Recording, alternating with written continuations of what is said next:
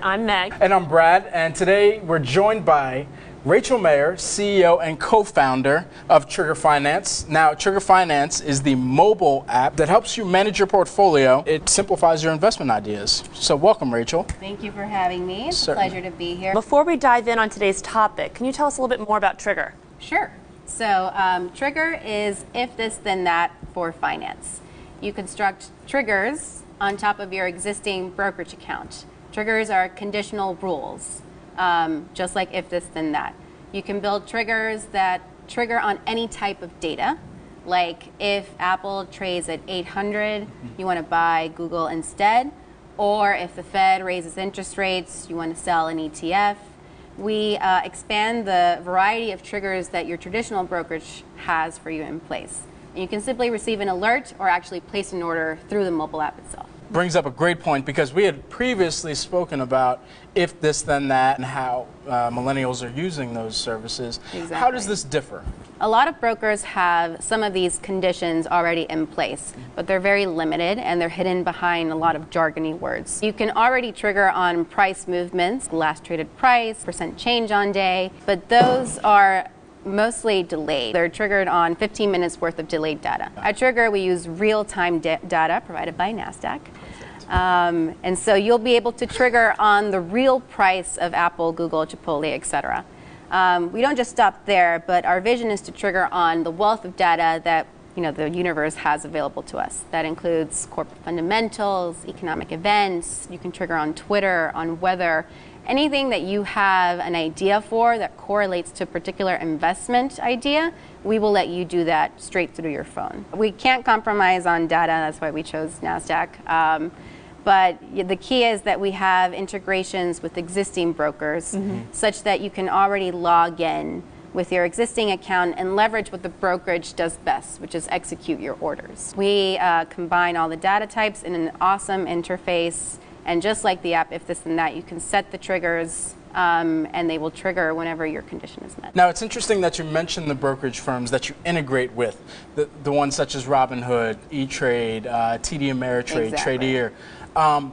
With each of those, and specifically because we're speaking to a millennial audience as well, which of those services do you find that they're migrating more towards? Historically, parents usually set these brokerages up for their kids. Sure. So it would be their choice, whether it's TD Ameritrade, Fidelity, and E-Trade are one of the most popular brokerages out there.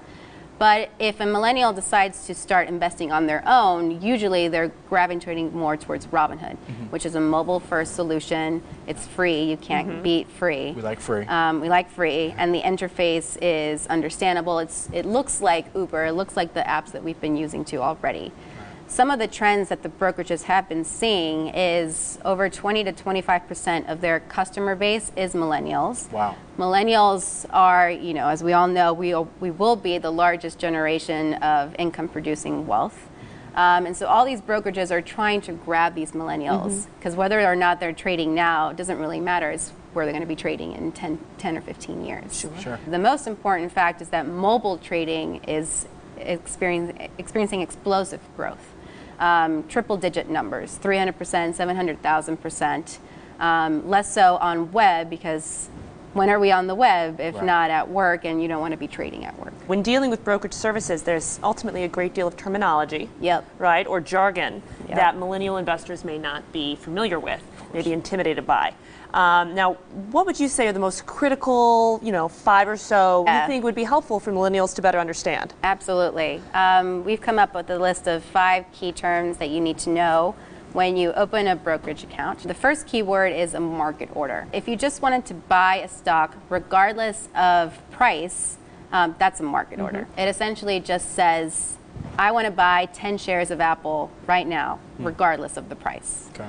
And that's important because us millennials, we tend to know tech firms mostly, Apple, Facebook, etc. Those happen to be very liquid shares. They trade a lot during the day. And so using market orders is generally okay because you don't really care about the price, because the price that the broker shows you will practically be close to where your order gets filled. It's important to understand that they're higher trading cost associated when you deal with market orders. Okay. Second jargon word is a limit order. The limit orders are very powerful. A limit order is essentially just saying, I want to buy or sell a specific stock at price X or better.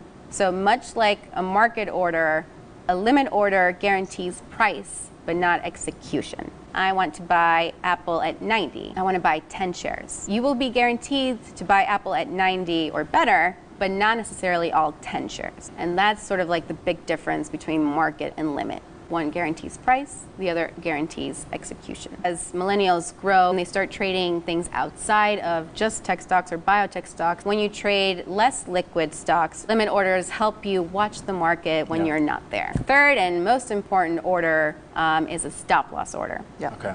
Have we used a stop loss order? In my personal, honestly, I have not. I have not. Same. Okay. I'm just saying that because I said that. I mean, it happens. I'm usually like market order, peace. Yeah. Okay. And what that means is just what the name implies. A level or price at which you are going to stop out of your holding. I've cut my losses. This is the level that I'm willing to lose on. Stop loss doesn't make sense without a strategy. If I bought Apple at 120 and I'm willing to lose, say, 25% on that investment, it's a lot. Some people have 5%, some people have 20, but even if you're just thinking of that level, it's already great because most people don't think about this. They just do markets left and right. Assume 25%. You're a long-term investor, so that means that your stop loss level is 90. So when Apple trades at 90, then a market order is issued for you to get out of your entire position. So you're setting ceilings and floors, essentially, for the price. Yeah. And this is how most sophisticated investors generally place their orders. They have, a take profit, they have stop loss, and they use these orders that the brokerage firms give them to best guarantee price execution and limit costs. Because in volatile markets, you can't necessarily guarantee at what levels you'll get in or get out of your positions. Yeah. And that can cost dollars. At Trigger, we really urge people to start thinking about their brokerage and their investments in terms of rules and conditions as opposed to emotions. And that's tough because a lot of people, when you invest in a brand, you have an emotional connection to that brand. So naturally, you want to stay in it. You want to say, you know what, I really believe in this CEO. I believe in the board that's driving a lot of the movement with this company, whether that's marketing direction or that's some sort of innovative financial direction. You take a personal interest in it. And so I think that's very important that you mentioned. This is a calculated approach to exactly how you're investing. Yeah. That's exactly right. Fourth term is cost basis.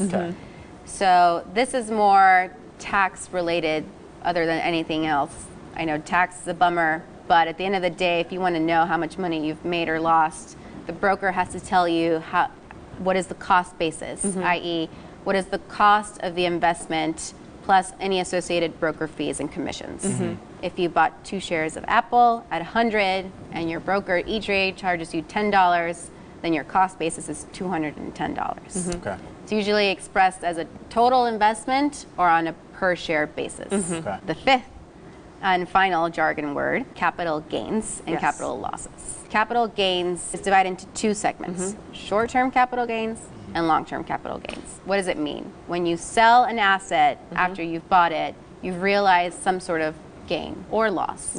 If you've held a security for less than a year, that's deemed short-term capital gains. All of your proceeds will be taxed as your regular income. If your income tax rate is 30 to 35%, and you made $1,000 trading Apple, if you sold it in less than a year, you will get taxed at 35%. Gotcha.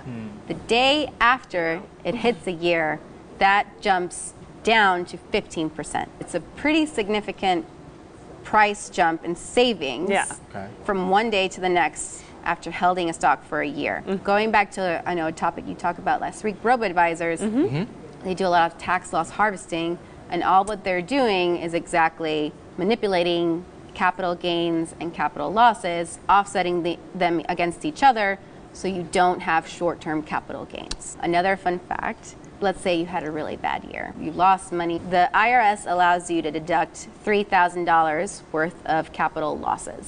So if at the end of the year you still have some short-term gains, some long-term gains, you can harvest the loss. So tax loss harvesting means you sell the position, capture the $3,000 loss, and that goes against your income. $3,000 though, that's not always a lot of money. It's not a lot of money. But I understand though, the incentives matter big Exactly. time. Trust your instincts, trust your triggers, trust your order levels, and at the end of the day, if you're wrong, pick up back and start again. There you go.